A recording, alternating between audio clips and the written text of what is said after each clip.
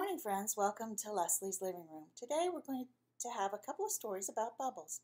But before I had found a really simple recipe for bubbles on imperialsugar.com, and it just uses sugar and water and dish soap.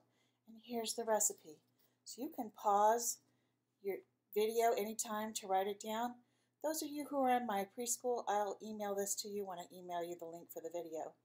But it's 1 tablespoon of sugar, 2 tablespoons of dishwashing soap, 1 cup of water, and you mix all these together really slowly so that the sugar can dissolve and you don't make too much of a mess.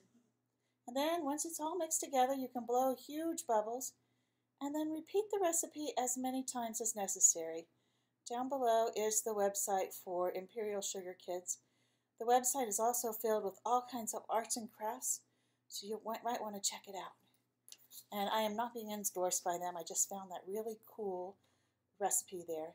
And also, if you don't have bubble blowers at home for some reason or you can't find them, there's some really cool things you can use for bubble blowers. You can use a paper tube. Paper towel tubes, they get a little soggy after a while, so you might want to use the tube in the foil canister or the wax paper or whatever you've got. Then you can also take a cup. Plastic cups are better, but I don't have any at home, so I'm using a paper cup and a straw. And see, I poked a little hole in it right here, just big enough for the straw. And I found what I used was the end of a pen to poke my hole in my paper cup. Paper cups, again, will also get soggy, so you might want to use a plastic cup. And I found if you have the bendy straws, put the bendy straw part down so that it will bend down into the bottom and touch the liquid.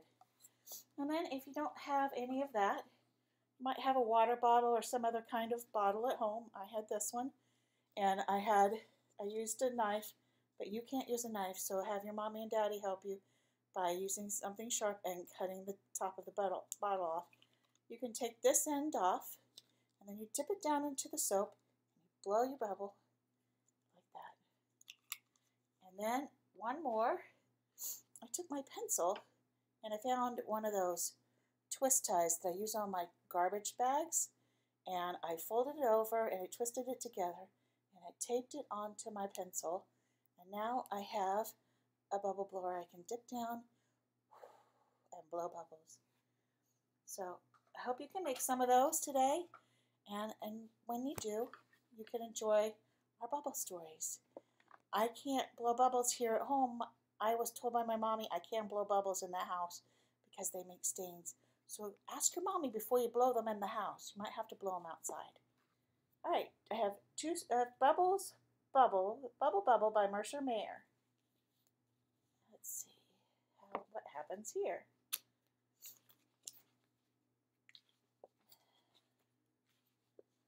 One day, as I was walking,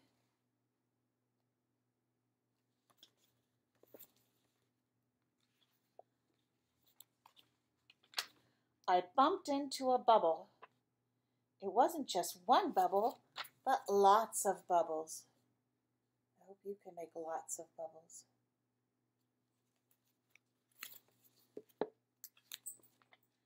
And they weren't just any kind of bubbles, they were magic bubbles. Little man's cart says, Magic Bubble Maker.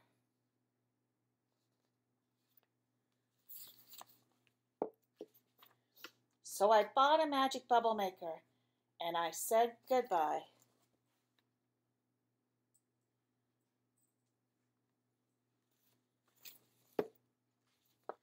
I started blowing bubbles, magic bubbles.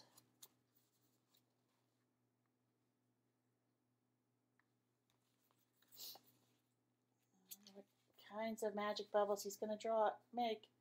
Everywhere. Oh my goodness, what kinds of things do you see in this picture? Yeah, all of those are really cool things that he's making bubbles out of. I wonder if any of your bubbles will look like that. Then suddenly, something strange happened. Uh-oh, I'm not sure if I should show you this. It's kind of scary. Something strange happened. What's happening? at his bubble is looking like a snake. Uh-oh, I thought. I had to do something quick. If you're scared, cover your eyes. It's a snake.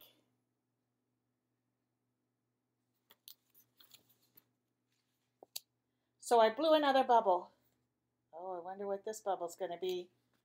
What do you think it's going to turn into? How does the snake look? Yeah, he looks scared. Let's see what this one's going to be. And that took care of that. Oh, what did he blow? He blew a big cat.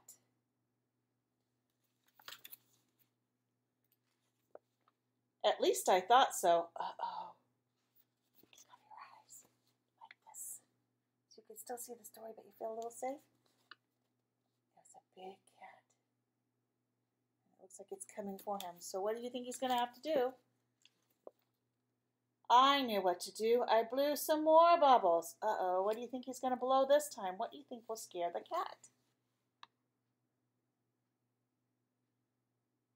You're right, it might be an elephant. And that took care of that.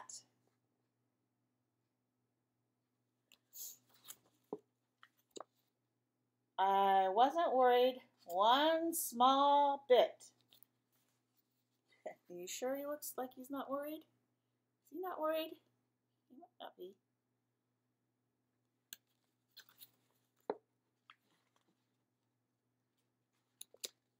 I popped all the bubbles one by one. Do you like popping bubbles? I like popping bubbles. Sometimes I like to catch them on my hand and see how long they'll stay before they pop. Blowing bubbles made me tired, so I went home.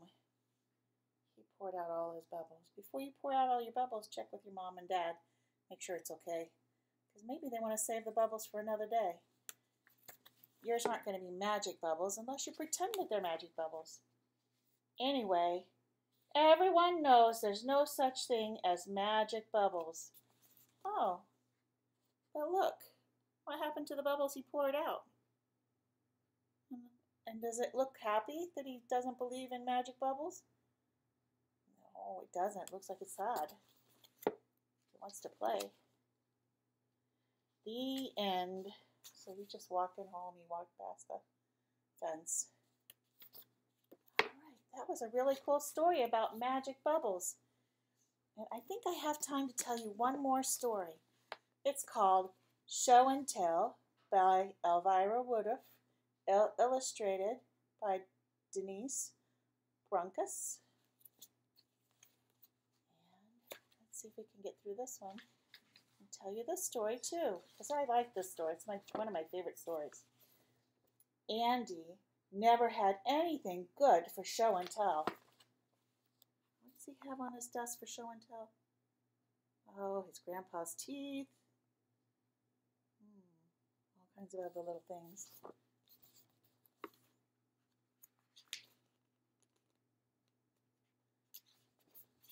Daniel always had something big. Megan always had something fancy. Peter always had something scary. And Emma usually had something hairy.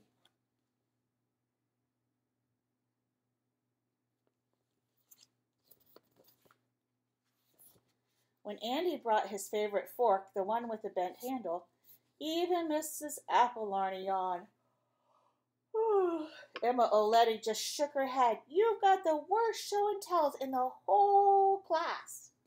Maybe the whole school, she told him.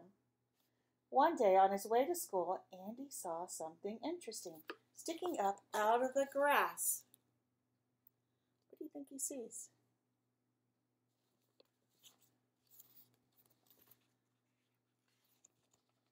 He reached down and picked up a blue bottle with a picture of a little boy blowing bubbles on it. The words underneath the picture said, Caution. What does caution mean? You're right, it means to be careful. Bubbles may cause troubles. Andy couldn't read the words, but he liked the look of the letters. This was perfect for show and tell, he thought. and he put the bottle in his bag.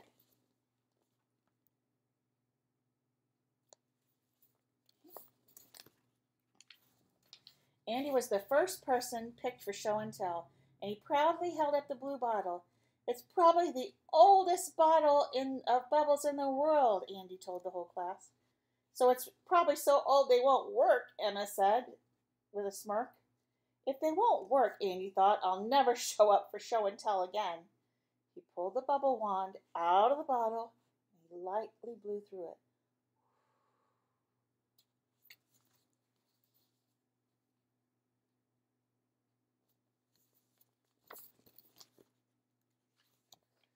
A great, glorious bubble floated to the ceiling.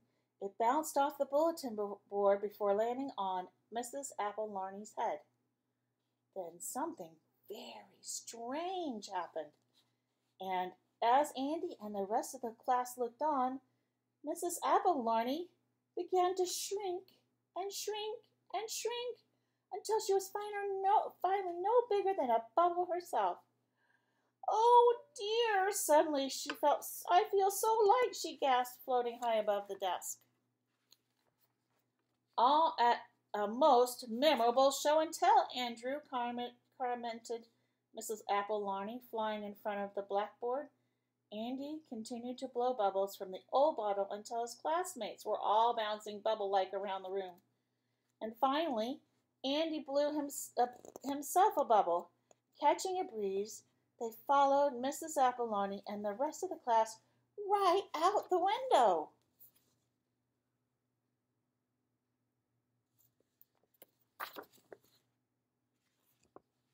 Once in the open air, the bubbly kindergarten class blew all the way to Andy's house.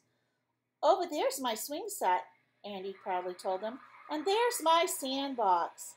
Just then, a gust of wind blew and everyone higher into the sky.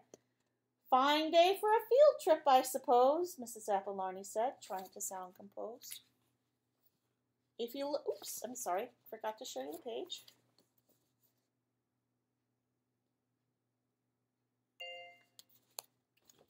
Just then,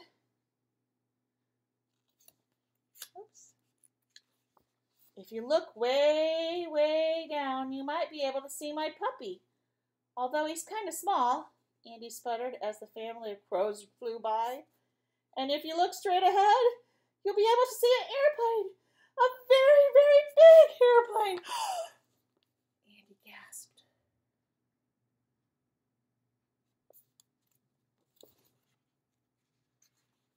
Suddenly, drops of rain began to fall, and the bubbles began to pop. Everyone tumbled down, down, down into the sandbox behind Andy's house. "That's all the time we have for show and tell today," Miss Apple Larney said, shaking the sand out of her hair.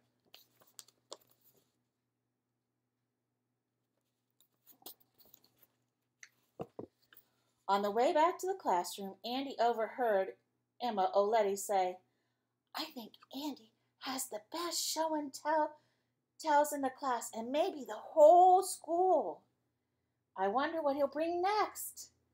Andy frowned. He had just used up all the magic bubbles and didn't know what to bring for show and tell next time. Suddenly, Mrs. Apple Larney called him in front of the line. "That certainly was an interesting show and tell, Andrew," she said, pulling a feather out of her hair. Andy shook his head and blushed with delight.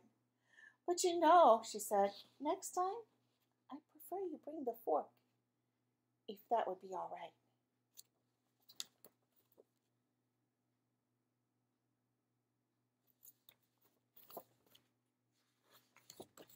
The end. I hope you enjoyed our stories today. And as usual, please wash your hands front, back, and between. It said front, back, and between. Wash those thumbs. Scrub those fingernails.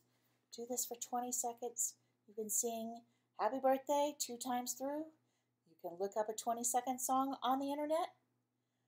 Or you can count to 20 very slowly. Also, if you have to cough or sneeze, do so in your elbow. And if you have short sleeves like me, make sure you wash that elbow with soap and water. And if you have to blow your nose, use a tissue. Then throw it in the trash and wash your hands front, back, in between. Don't forget the thumbs. And do a little bit on the fingernails too. Like 20 seconds. You have a wonderful day. I'll see you soon. Bye.